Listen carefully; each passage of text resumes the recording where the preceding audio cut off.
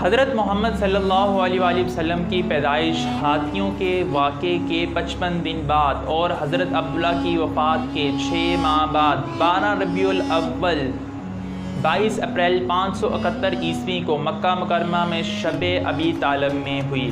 علماء کرام میں حضرت محمد صلی اللہ علیہ وآلہ وسلم کی پیدائش کے متعلق اختلافات موجود ہیں۔ کچھ کے مطابق یہ تاریخ 12 ربیع الاول ہے، کچھ علماء اس تاریخ کو 9 ربیع الاول بھی مانتے ہیں۔ اہل تشریع کی ایک بڑی تعداد اس تاریخ کو 17 ربیع الاول بھی مانتی ہے، لیکن اہل سنت کی ایک بڑی جماعت اس تاریخ کو 12 ربیع الاول ہی مانتی ہے۔ حضرت محمد صلی اللہ علیہ وآلہ وسلم کی پیدائش پیر کے روز صبح کے وقت ہوئی، اسی لیے آپ صلی اللہ علیہ وآلہ وسلم ہر ہفتے پیر کا روزہ رکھا کرتے تھے۔ جب ایک صحابی نے آپ صلی اللہ علیہ وآلہ وسلم سے پیر کے روزے کے متعلق پوچھا تو آپ صلی اللہ علیہ وآلہ وسلم نے ارشاد فرمایا کہ پیر کے روز ہی میں پیدا ہوا تھا اور پیر کے روز ہی مجھ پر وحی اتری۔ حضرت محمد صلی اللہ علیہ وآلہ وسلم کی پیدائش کے بعد حضرت آمنہ رضی اللہ تعالی عنہا نے آپ کا نام احمد رکھا۔ آپ رضی اللہ تعالی عنہا نے حضرت عبد المطلب کو حضرت محمد صلی اللہ علیہ وآلہ وسلم کی پیدائش کی خوشخبری سنائی تو حضرت عبد المطلب آپ کو لے کر خانہ کعبہ چلے گئے اور آپ کا نام محمد رکھا۔ محمد عربی زبان کا لفظ ہے جس کا مطلب ہوتا ہے تعریف کیے گئے یا ایک ایسا شخص جس کی تعریف کی گئی۔ حضرت عبد المطلب نے یہ سوچ کر کہ آپ صلی اللہ علیہ وآلہ وسلم کی تعریف وحی دنیا تک کی جائے گی، آپ کا نام محمد رکھا۔ حضرت محمد صلی اللہ علیہ وآلہ وسلم کی پیدائش کے وقت آپ کی دایا کے فرائض شفا بنت عمرو نے کیے۔ حضرت محمد صلی اللہ علیہ وآلہ وسلم نے حضرت آمنہ رضی اللہ تعالی عنہا کے بعد ابو لہب کی کنیز حضرت صوبیہ رضی اللہ تعالی عنہا کا دودھ پیا۔ عرب کے دستور کے مطابق عرب کے شہری لوگ اپنے بچوں کو خالص عربی زبان سکھانے اور ان کی بہترین آب و ہوا میں پرورش کرنے کے لیے انہیں گاؤں میں بھیج دیا کرتے تھے۔ اسی دستور کے مطابق حضرت آمنہ رضی اللہ تعالی عنہا نے بھی حضرت محمد صلی اللہ علیہ وآلہ وسلم کو حضرت حلیمہ سعدیہ رضی اللہ تعالی عنہا کے حوالے کر دیا۔ حضرت حلیمہ سعدیہ رضی اللہ تعالی عنہا کا تعلق قبیلہ بنو سعد سے تھا۔ آپ کے شوہر کا نام حارث تھا اور آپ کے 3 بچے تھے۔ حضرت محمد صلی اللہ علیہ وآلہ وسلم حضرت حلیمہ سعدیہ رضی اللہ تعالی عنہا کے پاس تقریباً 4 سال تک رہے۔ جب آپ صلی اللہ علیہ وآلہ وسلم کی عمر 5 سال کو ہونے کو آئی تو واقعہ شق صدر پیش آیا۔ اس واقعے میں حضرت جبرائیل علیہ السلام حضرت محمد صلی اللہ علیہ وآلہ وسلم کے پاس آئے۔ آپ صلی اللہ علیہ وآلہ وسلم کا سینہ چاک کیا اور آپ کے دل کو صاف کیا۔ اس بات کی خبر جب حضرت حلیمہ رضی اللہ تعالی عنہا کو ہوئی تو وہ آپ صلی اللہ علیہ وآلہ وسلم کے متعلق خوف زدہ ہو گئی اور اسی وجہ سے حضرت محمد صلی اللہ علیہ وآلہ وسلم کو حضرت آمنہ رضی اللہ تعالی عنہا کے حوالے کر دیا۔ حضرت محمد صلی اللہ علیہ وآلہ وسلم حضرت آمنہ رضی اللہ تعالی عنہا کی زیر تربیت 2 سال تک رہے۔ جب حضرت محمد صلی اللہ علیہ وآلہ وسلم کی عمر 6 برس کو ہوئی تو حضرت آمنہ رضی اللہ تعالی عنہا اپنی خادمہ ام ایمن اور اپنے سرپرست عبد المطلب کے ساتھ مدینہ منورہ گئی، جہاں پر آپ صلی اللہ علیہ وآلہ وسلم کا ننیال اور آپ صلی اللہ علیہ وآلہ وسلم کے والد عبداللہ کی قبر تھی۔ وہاں 1 ماہ رہنے کے بعد جب آپ مکہ مکرمہ واپس آ رہے تھے تو ابوا کی نام کی ایک جگہ پر حضرت آمنہ رضی اللہ تعالی عنہا وفات پا گئی۔ آپ رضی اللہ تعالی عنہا کو وہیں پر دفن کر دیا گیا۔ اس کے بعد حضرت عبد المطلب نے حضرت محمد صلی اللہ علیہ وآلہ وسلم کی پرورش کی ذمہ داری اٹھائی۔ جب آپ کی عمر 8 برس 2 ماہ ہوئی تو حضرت عبد المطلب کا بھی انتقال ہو گیا، یعنی کہ آپ اپنے دادا کی زیر سرپرستی یا اپنے دادا کی زیر تربیت 2 سال تک ہی رہے۔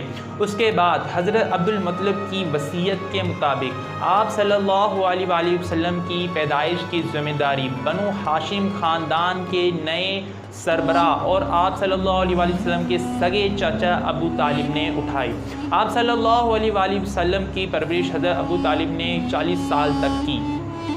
عرب کی سرزمین زراعت کے لیے موزوں نہیں ہے، زیادہ تر وہ علاقہ بنجر ہے۔ حالانکہ آج کل مصنوعی طریقے سے اس جگہ پر عرب کے خطے پر زراعت ہو رہی ہے، لیکن اس زمانے میں یہ علاقہ زراعت کے لیے کسی طور پر بھی موزوں نہیں تھا، اسی لیے عرب کے زیادہ تر لوگوں کا پیشہ تجارت تھا۔ حضرت محمد صلی اللہ علیہ وآلہ وسلم نے بھی تجارت کا ہی پیشہ اختیار کیا۔ جب آپ صلی اللہ علیہ وآلہ وسلم کی عمر 12 سال ہوئی تو آپ اپنے چچا ابو طالب کے ساتھ شام کے پہلے سفر کو روانہ ہوئے۔ سفر کے دوران ابھی آپ بصرہ شہر ہی پہنچے تھے کہ وہاں پر ایک راہب جس کا نام جرجیس تھا، اس نے حضرت محمد صلی اللہ علیہ وآلہ وسلم کو ان کی نبوت سے پہلے ہی پہچان لیا۔ اس نے حضرت محمد صلی اللہ علیہ وآلہ وسلم کے اندر نبوت کی کچھ نشانیاں دیکھیں اور اس کا ذکر ابو طالب کو کیا۔ اس راہب نے ابو طالب کو کہا کہ حضرت محمد صلی اللہ علیہ وآلہ وسلم کے اندر نبوت کی نشانیاں ہیں، اگر آپ انہیں شام لے کر جاتے ہیں اور وہاں کے یہودی یا انصاری لوگوں نے آپ صلی اللہ علیہ وسلم کو پہچان لیا تو حضرت محمد صلی اللہ علیہ وآلہ وسلم کی جان کو خطرہ ہو سکتا ہے۔ ابو طالب نے جب اس بات کو سنا تو وہ حضرت محمد صلی اللہ علیہ وآلہ وسلم کو لے کر واپس مکہ مکرمہ آ گئے۔ جب حضرت محمد صلی اللہ علیہ وآلہ وسلم کی عمر 20 برس کو پہنچی تو جنگ فجار کا واقعہ پیش آیا۔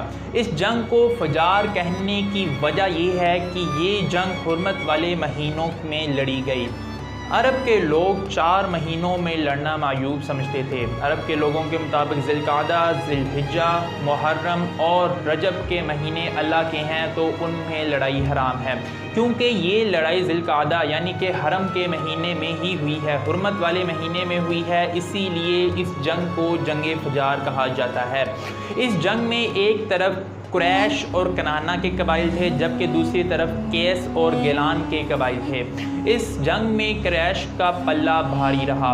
اس جنگ میں حضرت محمد صلی اللہ علیہ وآلہ وسلم نے باقاعدہ طور پر شرکت تو نہیں کی، لیکن وہ اپنے چچاؤں کو تیر اٹھا اٹھا کر پکڑاتے رہے، لیکن آپ صلی اللہ علیہ وآلہ وسلم نے کسی بھی قسم کی خود خون ریزی سے اجتناب کی۔ جنگ فجار کے فوراً بعد معاہدہ حلف الفضول کا واقعہ پیش آیا۔